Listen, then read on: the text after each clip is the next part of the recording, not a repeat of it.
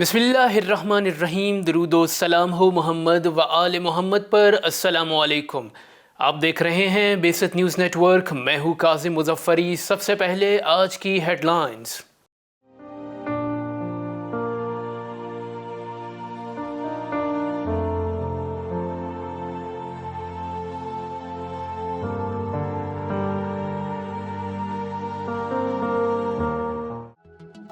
ثانیہ اے P S کو 7 برس مکمل ہو گئے۔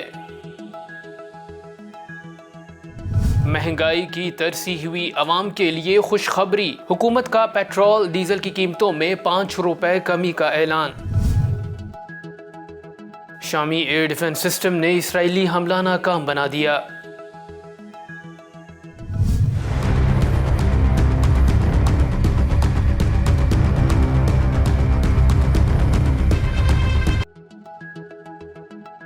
اسرائیلی فوج نے ایران پر حملے کی تیاری کا حکم دے دیا۔ یمنی فوج کا سعودی جارحیت کا منہ توڑ جواب، سعودی ایئر بیسز پر میزائلوں سے حملہ۔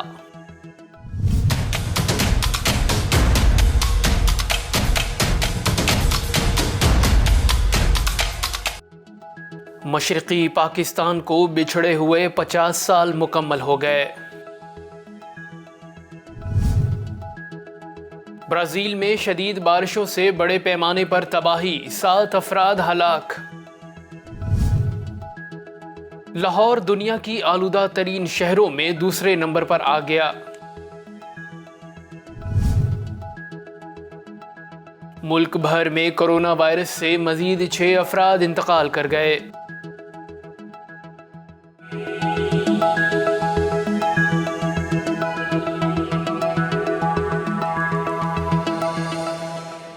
اور اب خبریں تفصیل کے ساتھ۔ پشاور میں پیش آنے والے ثانیہ آرمی پبلک اسکول کو 7 برس مکمل ہو گئے۔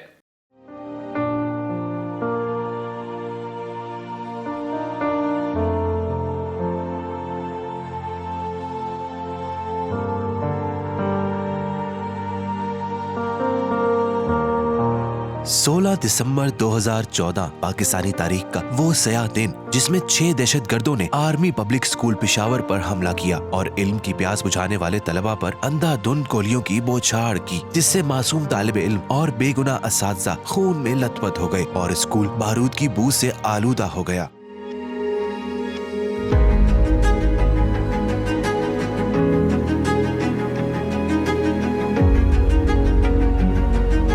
درندہ صرف دہشت گردوں کے حملے میں 147 افراد شہید ہوئے، جس میں 122 طلبہ اور 22 اسکول اسٹاف ممبر اور 3 سیکیورٹی اہلکار شامل تھے۔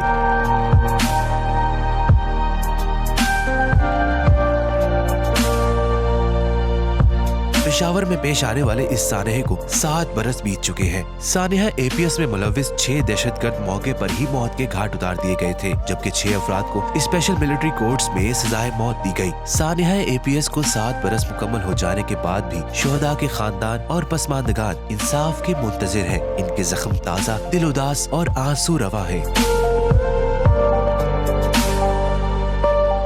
جبکہ حکومت ان دہشت گرد گروہوں کو معافی دے رہی ہے جو اس سانحے کے ذمہ دار ہیں۔ مہنگائی کی ستائی عوام کے لیے خوشخبری، حکومت نے پیٹرول ڈیزل کی قیمتوں میں 5 روپے کمی کا اعلان کر دیا۔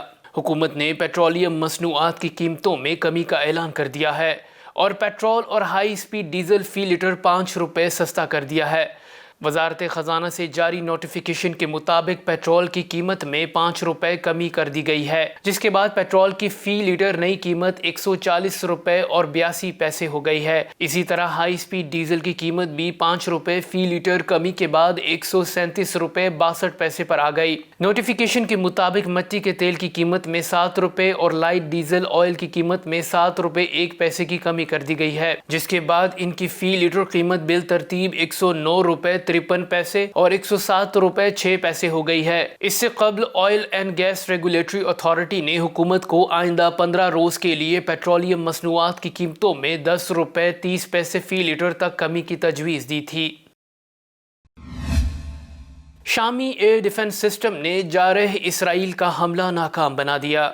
شامی خبر رساں ایجنسی نے فوجی ذرائع کا حوالہ دیتے ہوئے بتایا کہ قابض صہیونی ریاست کے جنگی طیاروں نے مقبوضہ گولان ہائٹ سے دارالحکومت دمشق کے مضافاتی علاقوں کو نشانہ بنایا، جس کے نتیجے میں ایک شامی فوجی جاں بحق ہو گیا۔ ذرائع کے مطابق شامی ایئر ڈیفنس سسٹم نے بروقت کارروائی کرتے ہوئے متعدد میزائلوں کو ہوا میں ہی ناکارہ بنا دیا۔ خیال رہے کہ شام اور قابض اسرائیل 1967 سے حالت جنگ میں ہیں، جس کی بنیادی وجہ شامی گولان ہائٹس پر اسرائیلی قبضہ ہے۔ واضح رہے کہ اسرائیل بین الاقوامی قوانین کی دھجیاں اڑاتے ہوئے اکثر و بیشتر شامی حدود میں حملے کرتا رہتا ہے۔ اسرائیلی حملوں کا مقصد شامی حکومت کی دہشت گرد گروہوں کے خلاف جنگ کو متاثر کرنا ہے۔ میڈیا رپورٹس کے مطابق اسرائیلی حکومت شام میں سرگرم زخمی دہشت گردوں کو طبی امداد بھی فراہم کرتی ہے۔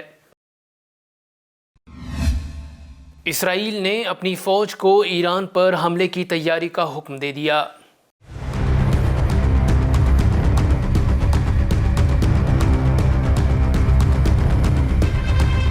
اسرائیلی وزیر دفاع بینی گیٹنز کا کہنا ہے کہ انہوں نے اپنی فوج کو ایران پر حملے کی تیاری کا حکم دیا ہے۔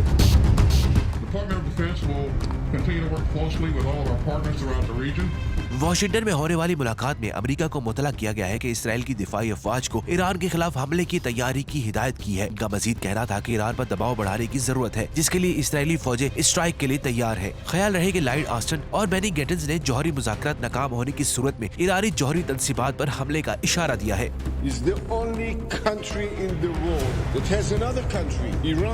seeking its destruction and building the means to do it. As the Israel Minister of Defense, Iran کی قومی سلامتی کونسل کے عہدیدار نے اسرائیلی دھمکی کا جواب دیتے ہوئے کہا ہے کہ ہم ہر طرح کی جارحیت کا منہ توڑ جواب دینے کے لیے تیار ہیں۔ ایران نے جواباً اسرائیل کے ان مقامات کا نقشہ جاری کر دیا جو ایرانی میزائلوں کے نشانے پر ہیں۔ ایران اور اسرائیل کے مابین کشیدگی میں مسلسل اضافہ ہو رہا ہے اور دونوں ممالک کے درمیان جنگ پورے خطے کو لپیٹ میں لے سکتی ہے۔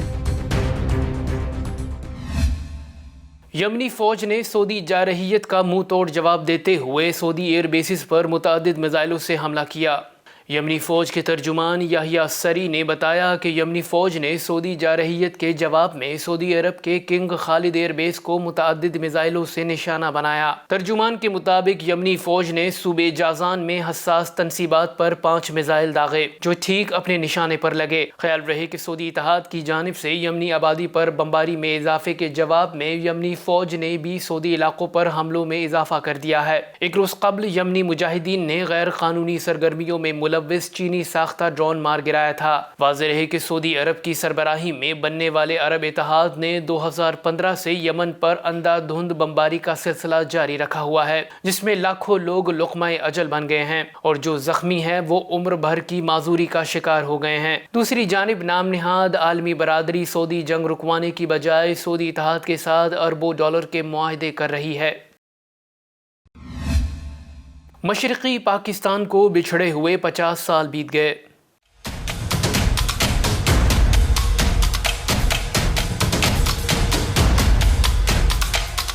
ہر سال سکوت ڈھاکہ کا سوگ تو باقاعدگی سے منایا جاتا ہے، مگر اس سے عبرت حاصل کرنے کی کوشش نہیں کی جاتی۔ Your air force has been destroyed. You are surrounded on all sides.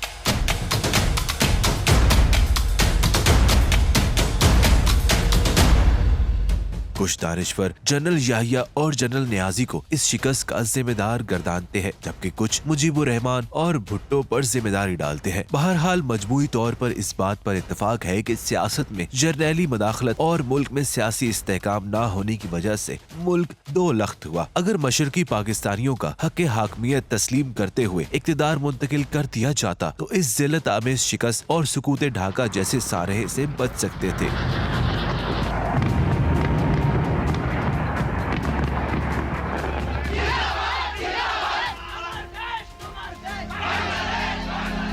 واضح رہے کہ سکوت ڈھاکہ کے بعد بھی پاکستان میں سیاسی ابتری، اقتدار کی رساکشی اور فوجی مداخلت کا سلسلہ تھما نہیں، جس کی وجہ سے پاکستان اب بھی بحران زدہ ہے۔ ضرورت اس امر کی ہے کہ سکوت ڈھاکہ جیسے سانحے سے سبق سیکھتے ہوئے ناقابل تسخیر پاکستان کا سفر طے کیا جائے۔